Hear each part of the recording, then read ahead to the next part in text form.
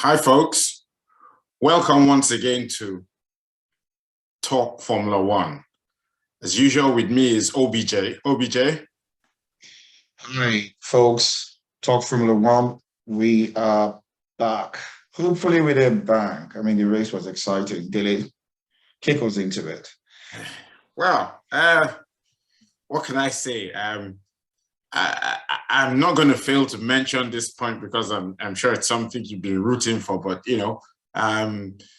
What might that Hamilton, be? Because Mr. Hamilton outqualified his young teammate, so I'm sure that put smiles on your face. it put a kind of a half smile on my face, not a full smile. That's just one half of my lips, as it were, upper and lower lip, that is. So I think what I found interesting about that little shenanigan was our boy Russell saying that the car was unpredictable, undrivable. There you go. And nothing like FP1, FP2, even FP3. And so I don't know what Mercedes is doing. The guy clearly had a drivable car in free practice. They tweaked it for it to get better, apparently, and it just went the other way. Yeah, well, hey, what do I say? But let's talk about other aspects to quali. Leclerc on pole. I guess no disrespect to Leclerc or Ferrari as a whole, but I would put it down to a slight mistake on the part of the Red Bull drivers. I think they would easily have been on pole because for my money now, it would appear that the Red Bull seems to be the car to beat. I mean, I have to agree with you. You know I'm not a Red Bull fan. You know I'm not a Verstappen fan, but I am a fan of Formula One. That's how I have to tell you that. And you know, the Red Bull power unit has been nothing but outstanding. Forget about reliability, straight line speed. There's a whole lot of torque coming out of that engine. And what I find most interesting about that car is that it seems to be able to outbrake everybody else. Now they can jump onto their brake a lot later than everybody else and be able to slow the car down enough to commit to the cornering. So, you know, hats off to Red Bull, hats off to their two drivers, especially Verstappen. Um, but hey, did I hear you right? Did you tell me that there's some kind of rumor going on like Perez is not a happy bunny? He's I tired said of being second fiddle. I said no such thing, but just before we get stuck into that, I was going to, point to the genius of Adrian Newey. I mean, for my money, there's no one that builds a chassis and puts together a race car like he does. I mean, his time at Williams was what made Williams an unbeatable team. He's with Red Bull Absolutely. now. It speaks volumes. But yeah, back to that rumor of yours. I mean, I think Perez has started, he started putting in some performances. So Fantastic performance, yes. I think it bodes well for the sports if It does, but knowing me if they as let cheeky them as race, if they let them race, if they let them race. no. But, yeah. The apparently, Mr. Daly, which I'm sure you are aware, the Red Bull set up their car for Verstappen, and apparently he's not too pleased about that because he wants to win a championship. He has the performance, and of course, Christian Horner denied all of this as rubbish. But there's a whole lot of talk about. Well, listen, we're not going to go too much into that. So qualifying, George Russell 12. I was a bit disappointed. I was actually expecting him to do better than that. Um, Even my good old friend Yuki Tsunoda, which I love to talk about these days. I'm just in love with his name. Yuki is such a good name. It reminds me of a good friend of mine called Zuki. So if I can't remember any names of any of the drivers in Formula One, I would never forget Zuki because it sounds like Zuki, my good old friend. So yes, he's proving consistent, Zuki, better Uh, than Ricardo, oh which well, I think what is interesting to note here is the shifts that Bottas has been putting in. amazing. Bottas, I think he's giving us a good old one finger salute, I would say. Is can we do that? Can we, or is it two fingers? No, it is, credit has to be given to Bottas. I mean, well, if you didn't believe in gods, whatever your spiritual lineage, I guess Bottas must be dedicated to whatever or whoever he serves, because I mean, everybody would have thought that, it was lights out for him, walking away from championship constructor team Mercedes, it would have been. But Bottas is he's actually beating the Mercedes because, to be honest with you, Delay, I've said this enough time. It's going to sound like a broken record now. Are we confident that Bottas's engine output towards the latter days in Mercedes was, the engine perhaps wasn't turned down just to show him the door? Because, I mean, he's in a less, favorable car, if you can call it that, and he seems to be putting in an outstanding performance. So you've got to ask yourself the question, where was this performance in his last days in Mercedes? It was clear Mercedes wanted to make a space for George Russell, and it wasn't going to be Hamilton. It wasn't. So there you go. I mean, again, I'm a fan of, conspiracy theories. Oh yeah, you've got loads of those.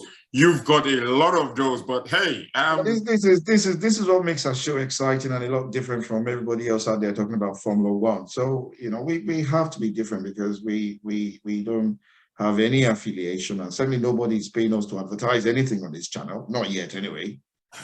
OBJ, I know I will hate myself for this, but I couldn't help but notice during the race that for some odd reason, one of the commentators kept rooting for a safety car because it would bode well for George Russell. And Al Kazam, we eventually had a safety car, which, and the rest is history. I kind of thought to myself, oh no, they've played straight into OBJ's hands. Should we round off qualifying then? I mean, any final thoughts of qualifying before we jump into the race, because this is the race we're talking about. So we have a clear cutoff line, because obviously you're gonna go get me absolutely bananas now. And you see, I thought as much that I would just live to regret, mention. But hey, I found it really strange, and I thought to myself, well, OBJ is going to be chomping at the bits. He's going to get stuck into this. Do I really want to say this to him? But let's go back to qualies and just round that off. There wasn't anything extraordinary about qualies. A few misses and hits here and there, but yeah. Well, nothing new. Norris made Q3. He did, fortunately, yeah. Ricardo didn't, so yeah. As we all agreed, Bottas was in Q3, so I don't know. And of course, your man was in Q3, so yeah. I think for me, if I was going to round up, I would say at one stage, I had both my heart and my brain in my mouth. when Lewis Hamilton was in the drop zone. Yeah, well, but that's it. And that was so people say, is he sandbagging? Is he not sandbagging? Does he have enough time to put in a flying lap? What if he tried to put in that flying lap and he made a mistake? That was cutting it extremely fine. And then, our good old friend Mick Schumacher was on provisional pole at some stage in the qualifying. Obviously, just for about a couple of seconds before they realized it was a mistake and quickly deleted off his his timings. No, but in fairness to Mick Schumacher, unfortunately, I think Mick's just not gotten the luck that he would deserve. Yeah. But saying that, don't write him off yet. Please don't. Oh no. He's got some DNA in there, which hey. And he seems to be getting better, I would say. Yeah, I just think he needs some luck. Although having said that, they say sometimes you make your own luck. But hey, well, I guess what I'm trying to say about Mick Schumacher is, before you didn't need to look into a crystal ball. You could almost predict that he will be the last on the grid. That's not the case anymore. You cannot make that prediction now about Mick Schumacher. So for me, that's a massive improvement. Well, apart from improvement, I would say it's also to do with the fact that they didn't have the Haas was not performing. It now was rubbish. It was rubbish, yeah. So the race. I look at. But what about the Aston Martin boys? I mean, what can I say? Bad luck for Vettel, or what went wrong there? Yeah, well, there's a lot of talk about Vettel having another bout of COVID that may take him out of the 2022 season. So we don't know what's going on with Vettel, I guess. Wow. Because he did have the longest COVID recently that people seem to wonder, is he going to come back? So there's talk that perhaps he's going to have another COVID infection, should we say, that may just occupy him for the rest of 2022. We shall see. Let's look at the top end of the grid in terms of racing. Well, I didn't think there was much of a race to be had because, like we agreed earlier on, I think you don't need to be a rocket scientist to work out now that the Red Bull seems to be superior to the Ferrari. So by a long shot, but still Leclerc is doing an outstanding job. Yeah, he is doing. And I must admit that Sainz also is not doing too badly in the Ferrari as well. He's not had that much luck, but yeah. The only thing I would say, and maybe that's because he didn't get to finish the last two races, was at the start. No fault of his own. At the start, I think he might have, played a bit more of a team player by being a bit more aggressive with Verstappen. I think he was a bit lenient with him because I would have shunted him much wider but obviously I think he must have had the fact in his head that he wanted to finish the race, and there was no point in going aggressive and ending up not finishing the first lap like he did last race. So but I guess what can we say? Good drive from both Ferrari drivers, given the equipment they are they're having to contend with. I would want the teams, and when I say the teams, I'm talking about Ferrari to up their game. I want us to have more of a contest here Yeah. Um, Well, to be honest with you, I think Ferrari, they have improved a lot from last season where they were almost, you, for God's sake, you sold your Ferrari because the bad reputation just was not. You just weren't gonna have it, and so we have to congratulate and acknowledge them for making such a massive improvement. But prove me wrong, and I guess time will prove me wrong. I think they are at the very limit of what we can get out of that car. I'm not expecting any upgrades that is gonna be enough to challenge the Red Bull's power unit and the chassis setup. Leclerc is doing an outstanding job. If he keeps that up, continues to put Verstappen under pressure, I don't trust Verstappen. I've got to be honest with you. I was expecting him to actually kiss the wall this race because it went really close to it a few times. It didn't happen. So I think we might have seen the best of the Ferraris, I guess is what I'm trying to say. I don't know. well, You may not agree with me, but that's just my view. so in terms of power unit, I think the Ferrari's power unit I think it's kicking out a lot more horses than the Red Bull power unit.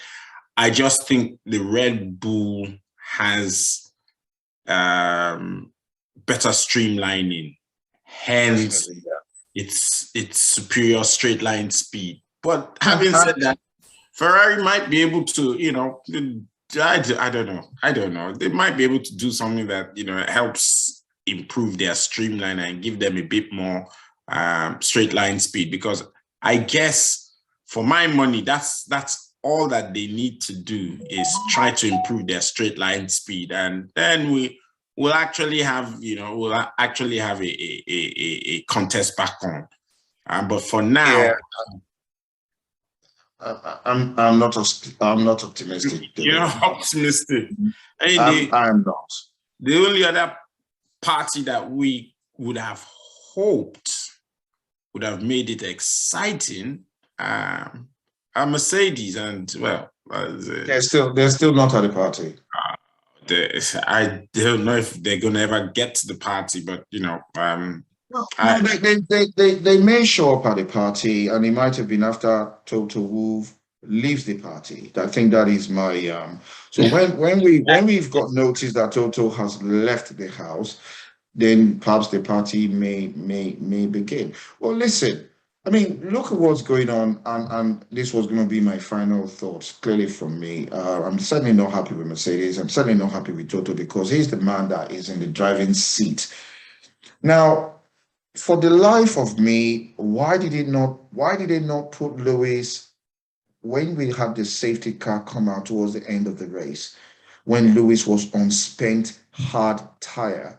It was like Mother Luck suddenly smiled on Lewis.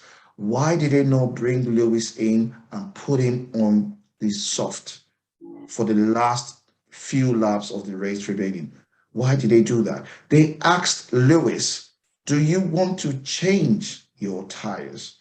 They didn't tell him what anybody else was doing, that people have come in and changed their tires. He had zero information, and they gave him zero information.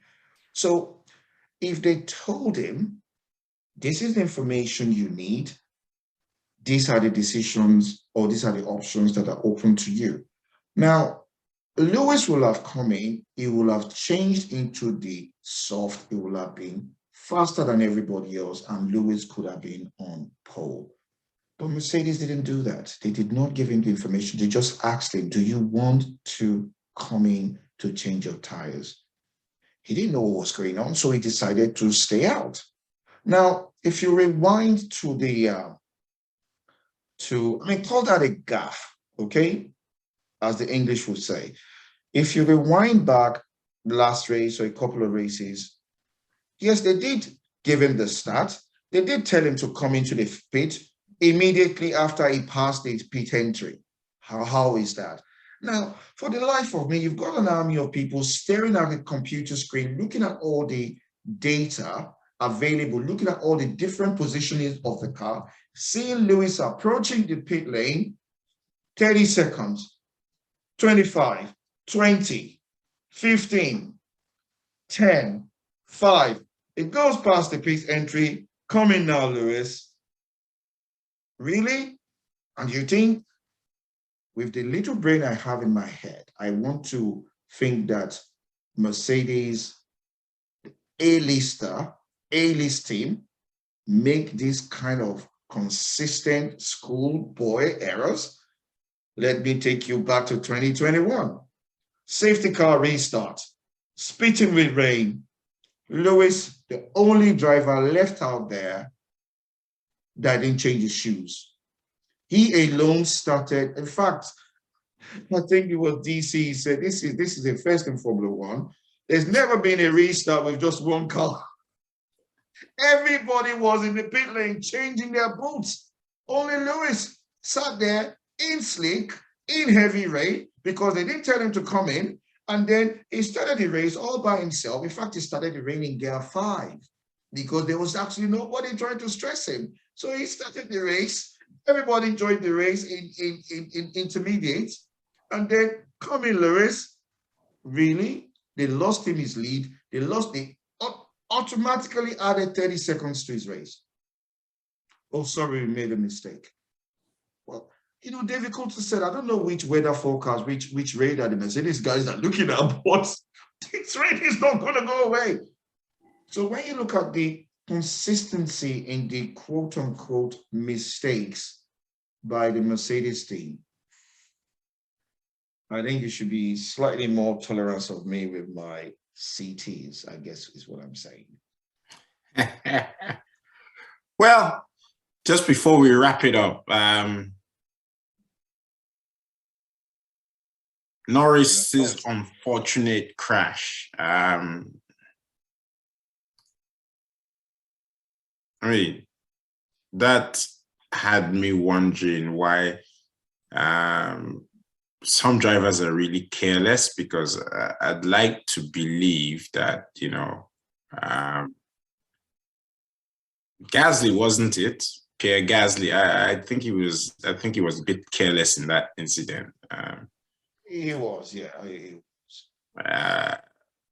But hey, it's F1. It's F1. And unfortunately, sometimes you don't come off in such incidences, because as Gasly was able to continue, unfortunately. However, that ended Norris's race, and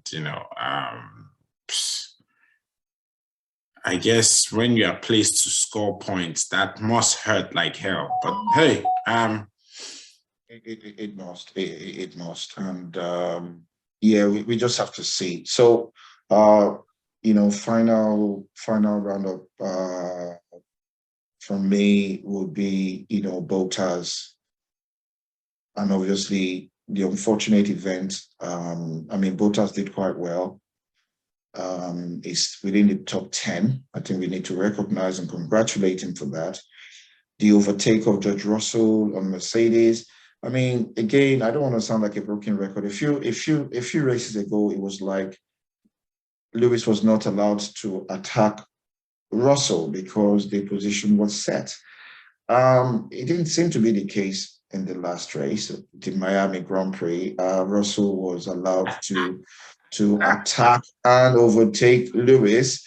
And in fact, he ran wide, track limit. He needed to hand back the overtake, but he handed back the overtake just as he was approaching the DRS activation zone, just for him to take it back.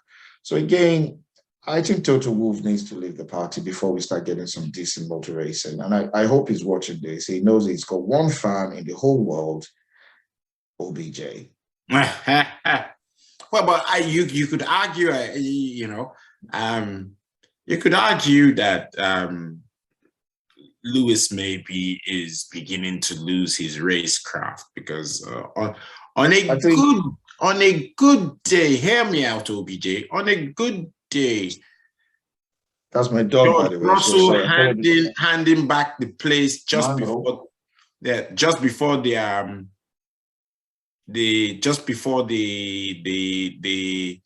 DR zone, the DRS zone. On a good day in the past, Lewis would have decelerated and held him.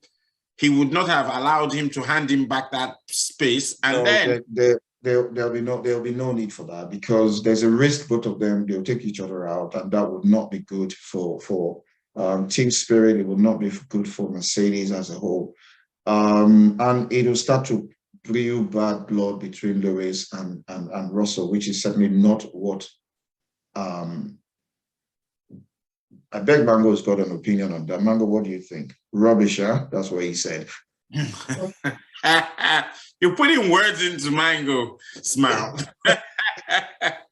Well, folks, thanks for joining us. I mean, we've just rambled around today, but hey, it's Talk Formula One.